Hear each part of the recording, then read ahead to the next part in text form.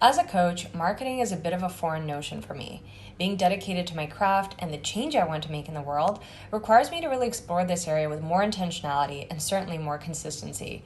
To say that it's been a bit of a struggle is an understatement. I often avoid marketing myself and my services because often I don't know where to start. There's a ton of information out there and it's hard to know whom to trust.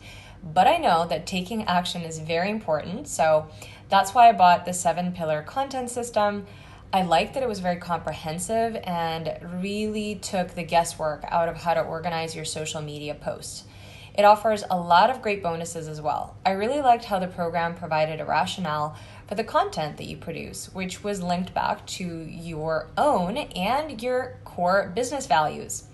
I also really liked how the Trello board with the writing prompts was organized. It really saved me a lot of time.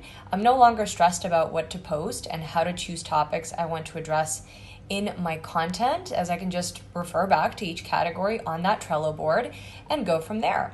To anyone who's considering buying this product, I would for sure recommend it.